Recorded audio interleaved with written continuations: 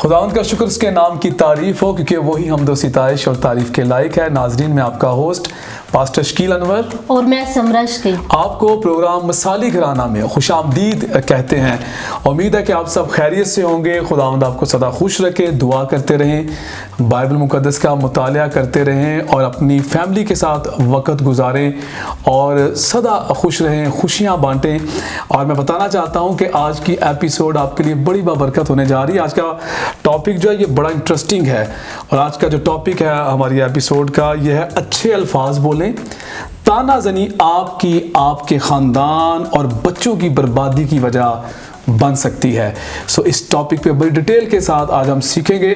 तो तमाम फैमिली आप जो है वो बैठ जाएं और आज तवज्जो के साथ सुने, क्योंकि आज के जो हमारे मुअज़्ज़ज़ मेहमान हैं ये बतौर एवेंजलिस्ट जो है Philadelphia Pentecostal church of Pakistan में खुदाम की खिदमत कर रहे हैं काफ़ी सालों से, और ये बतौर ट्यूटर OTS के मुख्तलिफ सेंटर्स में पढ़ा रहे हैं और फिर ये गवर्नमेंट के अदारा जो ट्रैफिक पुलिस है उसमें बतौर ऑफिसर भी अपनी खिदमत सरअंजाम दे रहे हैं। बहुत ही खूबसूरत शख्सियत के मालिक हैं मोहतरम जनाब ब्रदर आसिफ गिल साहब। ब्रदर, आपको अपने प्रोग्राम में खुशामदीद कहते हैं। थैंक यू पर सर, बहुत शुक्रिया।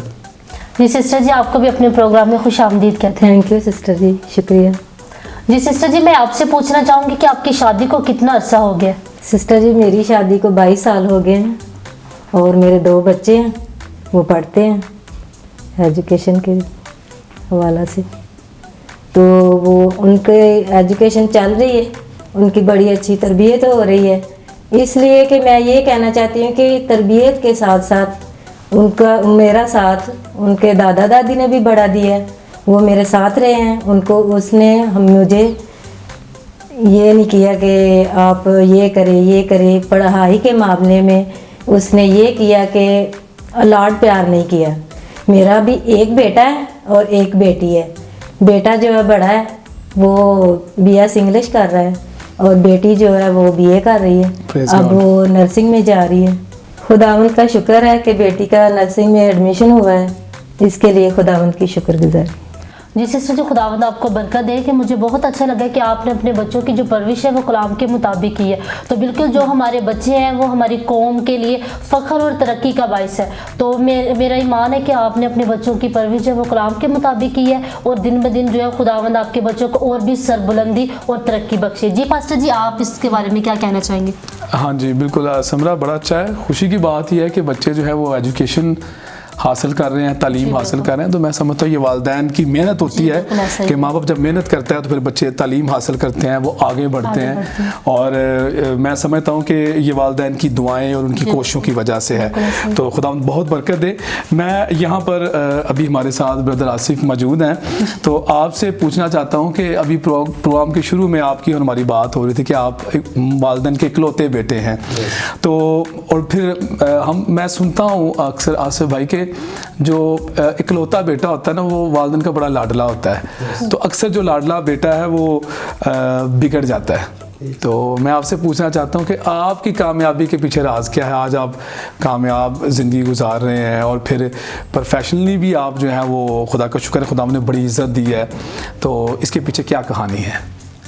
पर सब बहुत शुक्रिया। सबसे पहले मैं खुदावंद की शुक्रगुजारी करता हूँ। उसके बाद आइज़क TV की, फैमिली फॉर पाकिस्तान की और आपके हम शुक्रगुजार हैं कि आप लोगों ने हमें मसाली घराना प्रोग्राम में दावत दी।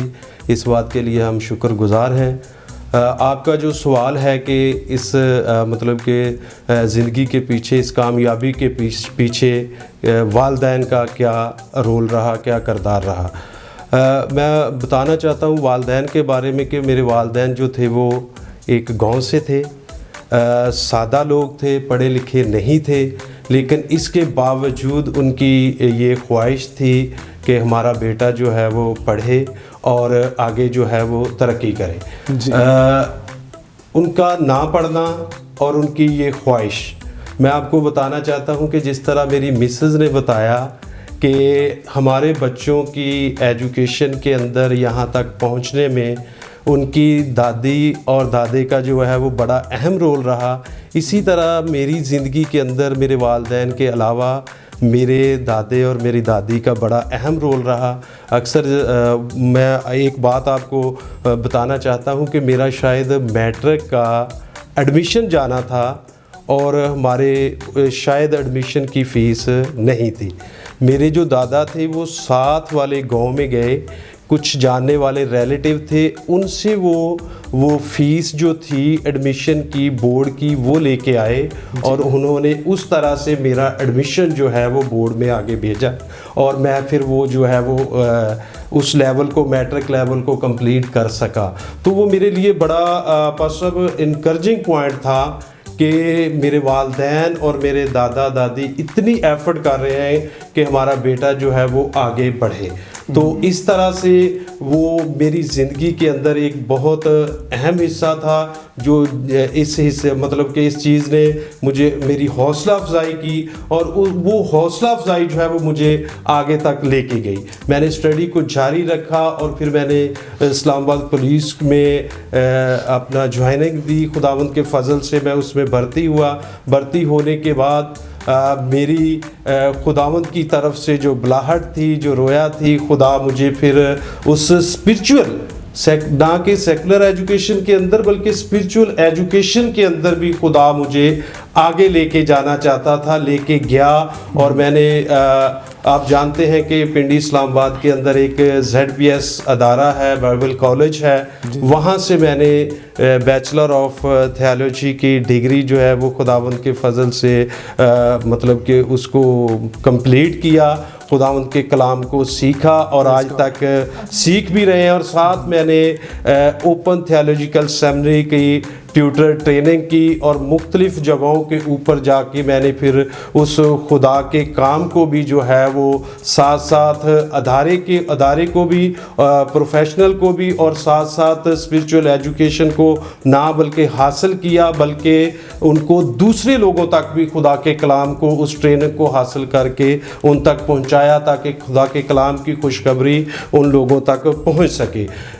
इन सारी बातों के पीछे जो सवाल था कि ये सारा कुछ जो किया खुदावंद के बाद वो वालिदैन की ये सारी एफर्ट थी, ये जांफशानी थी कि वो उनकी ये एक हौसला अफजाई थी, ना कि बल्कि उन्होंने इसमें हमें डिस्करेज किया, ना हमें जो आज का टॉपिक है तानाज़नी, ना किसी एरिया के अंदर उन्होंने हमें कमज़ोर नहीं होने दिया, बल्कि हर एक हिस्सा के अंदर वो हमारे साथ खड़े रहे, हमें सपोर्ट किया ताकि हम खुदावंद के कलाम में भी और सेकुलर एजुकेशन के अंदर भी आगे बढ़ सकें। और उनकी इस मेहनत से, इन दुआओं से खुदा हमें इस जगह के ऊपर लेकर आया।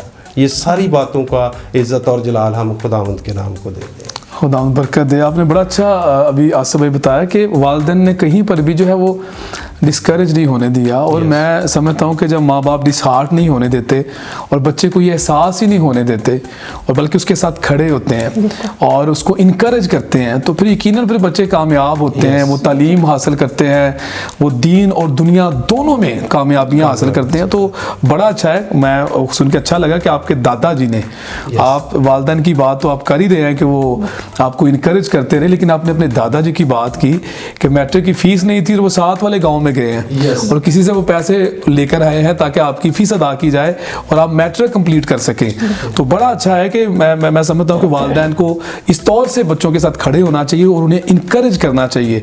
माँ बाप तो साथ थे ही खड़े, लेकिन अगर दादाजी भी खड़े हो गए तो मैं कहता हूँ कि ये वजह है आपकी कामयाबी की। और मैं यहाँ पर ये आपसे मजीद जानना चाहता हूँ कि इनकरेज तो वो करते रहे, तो मैं पूछ रहा था कि अक्सर जो है वो लाडला बेटा बिगड़ जाता है, मतलब लाड प्यार में जो है वो बच्चा बिगड़ जाता है। तो आपके वालिदैन ने कैसे आपकी तरबियत की, थोड़ा सा इसका भी ज़रा बताइए।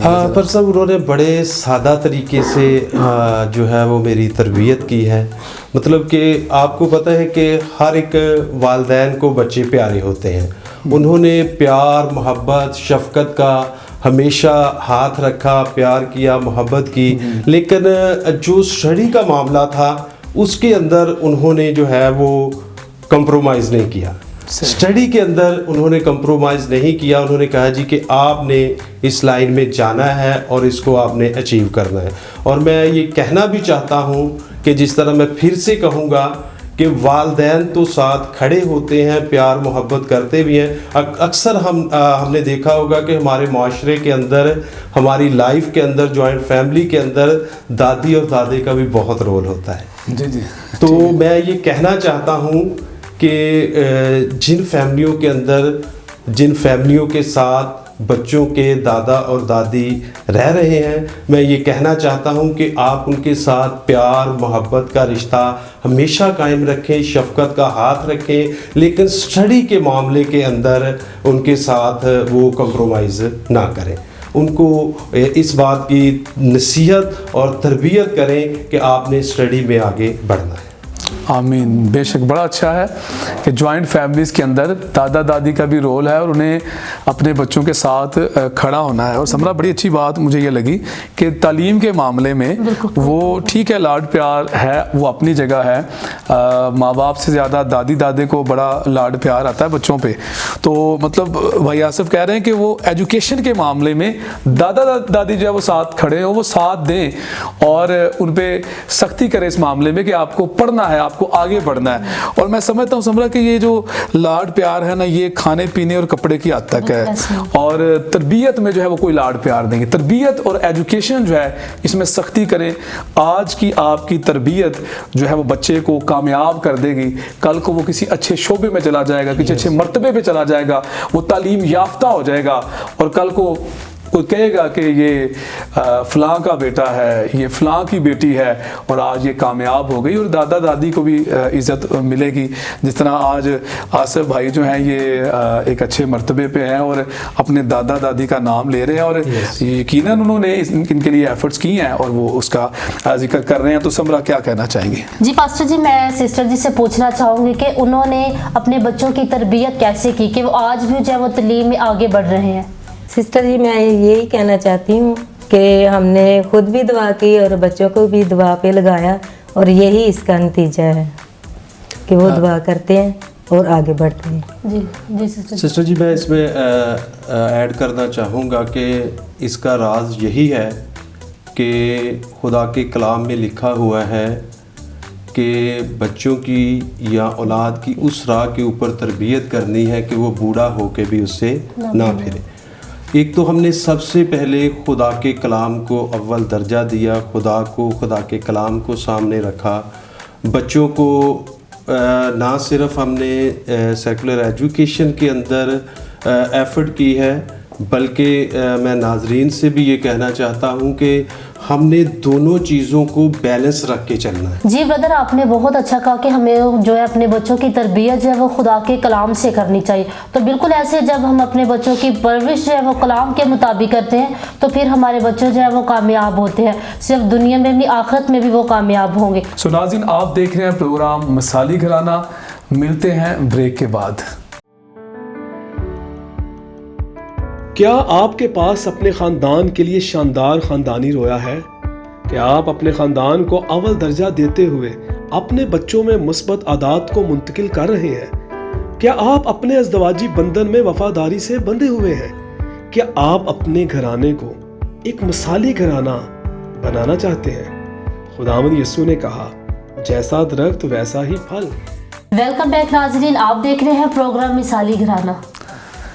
अभी मैं पूछना चाहता हूँ ब्रदर आसिफ आपसे कि हमेशा जो घर है उसमें हमें अच्छे अल्फाज बोलने चाहिए और बाहर भी, और जो ताना ज़नी है ये ख़ानदान और बच्चों की बर्बादी की वजह बन सकती है। क्या कहना चाहेंगे? फिर से बहुत अच्छा सवाल किया आपने। हमारे माशरे के अंदर ताना ज़नी जो है वो बहुत ज़्यादा है, हौसला अफजाई जो है वो कम है और ताना ज़नी जो है वो ज़्यादा की जाती है। मैं इस हवाले से एक बिब्लिकल वर्स जो है वो कोट करना चाहता हूँ। बुज़ुर्ग याकूब का ख़त, उसमें लिखा हुआ है कि एक ही चश्मा से दो तरह का पानी नहीं निकल सकता, या तो वो मीठा निकालेगा या फिर वो खारा। एक ही ज़बान से हम मुबारकबाद भी देते हैं और इसी ज़बान से हम जो है वो बद्दुआ भी देते हैं। तो इसको अगर हम देखें तो हमें एक खुदा के लोग होते हुए भी अपने अल्फाज का चुनाव जो है वो बड़ा सोच समझ के करना चाहिए। हमारे अल्फाज जो हैं वो किसी को बहुत ऊपर भी लेके जा सकते हैं, और हमारे अल्फाज जो है वो किसी को गिराने का सबब भी बन सकते हैं। बेशक वो हमारी औलाद है, बेशक वो हमारे रिलेटिव हैं, कोई भी हो सकता है। हाँ जी। तो हमें अपने अल्फाज का चुनाव जो है वो बड़े सोच समझ के करने की ज़रूरत है, खुदा के कलाम के मुताबिक भी और माशरती तौर पर भी। और ख़ासकर बच्चों के लिए जो हम अक्सर देखते हैं कि जिस तरह से मैंने पहले बात की है कि बच्चा जिस फील्ड के अंदर जाना चाहता है, आप उस बच्चे को बैठ के उसके साथ बातचीत करें, उसको सुने कि आपका बेटा या आपकी बेटी करना क्या चाहते हैं, उसके मुताबिक फिर फैसला करें, ना कि हम उनको दूसरे बच्चों के साथ कंपेयर करें कि फ़लाँ के बेटे ने या फ़लाँ की बेटी ने ये किया है और आप ये क्यों नहीं कर सके। हर एक शख्स के अंदर खुदा ने अलग-अलग से सलाहियतें रखी हैं, उनको मद्देनज़र रखते हुए, सामने रखते हुए हमें अपने बच्चों की मुस्तकबिल के बारे में फ़ैसला करना है कि मेरे बेटे के अंदर, मेरी बेटी के अंदर एज ए वालिदैन होते हुए हमें पता है कि इनके अंदर कौन सी सलाहियतें हैं। उनको निखारने के लिए ना कि हम उनके ऊपर तानाज़नी करें, ना कि हम उनके ऊपर दूसरे अल्फाज का इस्तेमाल करें जो उनको डिस्करेज कर सकें, कि बल्कि हमें ऐसे अल्फाज का चुनाव करना है, उनकी हौसला अफजाई करनी है, उनके साथ खड़े होना है, उनके लिए दुआ करनी है ताकि वो बेटा या बेटी जो है वो आगे बढ़ना शुरू हो जाए। आमीन। बेशक हमें बच्चों के लिए दुआ करनी है ताकि वो आगे बढ़ना शुरू हो जाए। तो पास्टर जी, मैं देख रहा हूँ कि बाइबल मुकद्दस में लिखा है कि जो गाली देने वाले हैं वो आसमान की बादशाहत के बारे से ना होंगे। अक्सर घरों के अंदर जो है जहाँ पर तानाज़नी की जाती है या बच्चों को ये कहा जाता है कि तू नहीं कर सकता, तुझसे तो वो फलां पड़ोसी का बच्चा जो है वो बहुत अच्छा है और वो आगे बढ़ रहा है और उसे जॉब भी लग गई है। तो बजाय हम अपने बच्चे को ये कहें कि तुझसे वो बेहतर है, ये बातें बच्चों को डिसहार्ट कर देती हैं। हमें ये कहने की ज़रूरत है कि तू कर सकता है, तू मेरा बेटा है या तू मेरी बेटी है और मैं बेटा आपके लिए दुआ करूँगा, मैं दुआ करूँगी, आप भी दुआ करो और खुदावंद किस्मत बदलेगा। और मैं समझता हूँ कि अक्सर ना आसिफ भाई कई लोग ना किस्मत का रोना रोते रहते हैं कि शायद इसकी किस्मत में ही ना नाकामियाँ लिखी हैं, ये हमारा बच्चा है ही नाकाम। तो ये जो बात है ना, मैं समझता हूँ कि किस्मत का लिखा सब कुछ नहीं होता। अगर किस्मत का लिखा सब कुछ होता तो कभी भी खुदावंद यीशु में दुआ करने की तलकीन ना करते। उन्होंने कहा इस तरह दुआ किया करो, उन्होंने कहा मांगो तो तुमको दिया जाएगा, उन्होंने ये भी सिखाया। तो जब वो कहते हैं मांगो दिया जाएगा, इसका मतलब है जब हम दुआ में मांगते हैं तो फिर खुदा हमारी किस्मतों को बदल देता है। तो हमें दुआ मांगनी है और बच्चों को भी सिखाना है कि वो दुआ करें। जैसे थोड़ी देर पहले अभी सिस्टर जी बता रहे थे कि हमने बच्चों की जब तरबियत की है वो इस तरह के हम दुआ करते थे और बच्चे भी दुआ करते थे, हम उनको दुआ पे लगाया। तो ये वजह क्या बच्चे एजुकेशन हासिल कर रहे हैं, वो आगे बढ़ रहे हैं। तो मेरे ख्याल में डिसहार्ट करने वाली बातें यही होती हैं कि जब हम कहते हैं तुझसे फलां बच्चा अच्छा है, तो ये नहीं कहना चाहिए। हमें ये कहने की ज़रूरत है कि तू मेरा बेटा है, तू मेरी बेटी है और तू कामयाब होगा, मैं तेरे साथ हूँ, मेरी दुआएं तेरे साथ हैं। तो ये बातें बच्चों को फिर इनकरेज करेंगे। तो ये बड़ा ज़रूरी है। और फिर एक और चीज़ अक्सर हम जो है वो देखते हैं कि वालिदैन जो जब गाली का इस्तेमाल करते हैं तो ये रवैया जो है वो दुरुस्त नहीं है। और फिर ये भी कह दिया जाता है कि माँ बाप की बद्दुआ कोई नहीं लगती। तो मैं अक्सर कहता हूँ कि जेड़ी चीज़ लगदी ही नहीं वो देन दी जरूरत की है, दुआ ही दे जाओ लगेगी तो सही ना। तो हमें दुआ देनी चाहिए और यूब दुआ देता था अपने बच्चों को और उनके लिए दुआ करता था। तो आज बतौर बाप हमें अपने बच्चों को दुआ देनी है। और बाइबल मुकद्दस में आसिफ भाई ढेरों हवाले हमें मिलते हैं वालिद के ताल्लुक से, बाप के ताल्लुक से, और एक बाप का रवैया कैसा होना चाहिए। बाइबल में कई हवाले मिलेंगे और कुछ ऐसे हवाले भी मिलेंगे जहाँ बाप अपने बच्चों को दुआ देता है। क्या कहना चाहिए? मैं इस पे ये कहना चाहता हूँ कि खुदा के कलाम में लिखा है कि गुस्सा तो करो मगर गुनाह ना करो। हमें कई दफ़ा मैं ये नहीं कहता कि बिल्कुल ही हमें पोलाइट होने की ज़रूरत है। कई दफ़ा हमें बच्चों की तरबियत के लिए थोड़ा सा सख्त रवैया को अपनाना पड़ता है। सख्त रवैया अपनाएं उनकी तरबियत के लिए, उनकी नसीहत के लिए, जो उनके फ़ायदा के लिए हो, ना कि इतना आप गुस्से में इस हद तक हाइपर हो जाएं कि उनको गालियां देना शुरू कर दें, उनको ताने देना शुरू कर दें कि जिस तरह से आपने कहा कि आप कुछ नहीं कर सकते, वो गालियां और वो ताने जो हैं वो उनको नीचे लेके जाएंगे, ना कि बल्कि उनको ऊपर लेके जाएं। हमने उस कलाम को भी सामने, खुदा के कलाम को भी रखना है कि गुस्सा तो करो मगर गुनाह ना करो। गुस्सा एक लिमिट तक करें कि जो उनकी तरबियत और नसीहत के लिए फ़ायदेमंद हो। और बेशक इसमें मुझे एक और बात भी याद आती है, मैं ऐड करना चाहूँगा कि बच्चा एहसास कमतरी का शिकार हो जाता है और वो पूरी ज़िंदगी जब वो डरा डरा रहेगा। अगर छोटी उम्र में हमने उसको कह दिया ना तू नहीं कर सकता कुछ, तो वो छोटी उम्र में वो बेटी वो बेटा वो सहमा सहमा रहेगा। और इवन कुछ बच्चे ऐसे हैं जो वो नेल बाइटिंग शुरू कर देते हैं, वो नाखून जो है वो मुँह में चबाना शुरू कर देते हैं। इसका मतलब है किसी ने उनको खूब डांटा है और वो डर गया है वो बच्चा या वो बच्ची, जिस वजह से वो ये समझता है कि अब मैं कुछ कर नहीं सकता, मैं कामयाब नहीं हो सकता। तो ये बहुत ख़तरनाक है। प्लीज़ वालिदैन जो है, मैं जो देख रहे हैं अभी इस वक्त, अपने बच्चों को कभी भी जो है ताना नहीं, ना उसे ये कहना है कि तू नहीं कर सकता, उसे हमेशा ये कहें तू मेरा बेटा है, तू मेरी बेटी है, तू कर सकता है, तू तालीम याफ्ता हो सकता है, तू एजुकेशन में आगे बढ़ सकता है, तू डॉक्टर बन सकता है, तू इंजीनियर बन सकता है, तू पास्टर भी बन सकता है। मतलब जो ज़िंदगी में आप चाहते हैं वो बने, या जो बेटा चाहता है या बेटी चाहती है मैं बनना चाहती हूँ, तो उसके लिए उसको इनकरेज करें और उनको दुआ दें और बच्चे कामयाब होंगे। जी सिस्टर जी, जैसे कि अभी पास्टर साहब बात कर रहे थे, तो मैं आपसे पूछना चाहूँगी कि आप इसके बारे में क्या कहना चाहेंगी?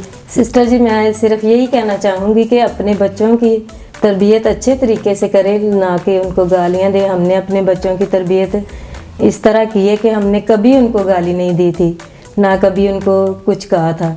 सिर्फ ये कहते थे कि बच्चे आपने ये बात करनी है और ये करके दिखानी है। सिर्फ उनके लिए दुआ करें और उनको इनकरेज करें कि आपने ये बात करनी है। बिल्कुल जी सिस्टर जी, आपने बहुत अच्छा कहा कि हमें अपने बच्चों को जो है वो गाली नहीं देना चाहिए। कोई बात करते हैं अक्सर तो हमें जो है वो अच्छे अल्फाज इस्तेमाल करने चाहिए अपने बच्चों के लिए। तो बिल्कुल ऐसा ही है कि हमें अपने बच्चों की जो परवरिश है उनके साथ खड़े होने की ज़रूरत है, हमें उन्हें इनकरेज करने की ज़रूरत है। तो कोई ऐसा मोड़, कभी ऐसा मोड़ ज़िंदगी में आ भी जाए तो उनको कभी ये परेशानी नहीं होगी कि हमारे माँ बाप ने जो है वो तरबियत जो है वो कलाम से नहीं की। तो जी पास्टर जी, आप इसके बारे में क्या कहना चाहेंगे? हाँ जी बिल्कुल, मैं यही जो आप कह रहे हैं, बिल्कुल जब हम उनकी तरबियत अच्छे से करेंगे तो फिर बच्चे जो हैं वो हमारी अच्छी तरबियत की मिसालें देंगे। ठीक है, जिस तरह अभी आसिफ भाई भी बात कर रहे थे कि वालिदैन ने तरबियत अच्छी की, उन्होंने अपने दादाजी का भी जिक्र किया। लेकिन अगर हम बच्चों को गालियाँ ही देते रहे तो फिर वो यही बताएंगे हमारे माँ बाप हमको गालियाँ देते रहे हैं, तो फिर वो क्या हमारी तारीफ़ करेंगे या क्या वो हमारे बारे में क्या कहेंगे। वो तो अच्छा है, अच्छे अल्फाज बोलें घर में, ताकि बच्चे जो हैं वो भी आपकी तारीफ़ करें और लोग भी जो सुनने वाले हैं वो आपकी तारीफ़ करें कि आप बाइबल मुक़द्दस के मुताबिक बच्चों की अच्छे से तरबियत कर रहे हैं। तो ब्रदर आसिफ, जैसे कि आप जो है वो ट्रैफिक पुलिस में बतौर ऑफिसर जो है वो अपनी खिदमत से अंजाम दे रहे हैं, तो आप एक बाप भी हैं। तो जितने भी बाप आपको इस वक्त देख रहे हैं टीवी पर, और फिर माएँ भी देख रही हैं जो ड्राइविंग करती हैं, बाप भी ड्राइविंग करते हैं, तो उनको और फिर बच्चों को उनके क्या मैसेज देना चाहेंगे आप ड्राइविंग के ताल्लुक से, और जैसा कि आपका शोबा है उसके ताल्लुक से? जी भाई साहब, बहुत शुक्रिया।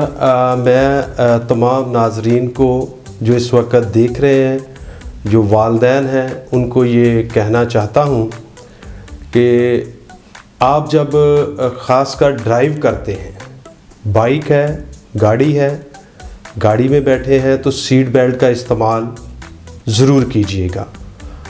अगर रोड के ऊपर, ख़ासकर मैं ये कहना चाहता हूँ कि रोड साइन को आप फॉलो ज़रूर करें। रोड के ऊपर अगर स्पीड लिमिट लिखी हुई है 50 तो आप उसको फॉलो करें। अगर हम इन इंस्ट्रक्शन को फॉलो नहीं करते तो वो हमारे लिए बहुत सारे हादसात का सबब बनते हैं।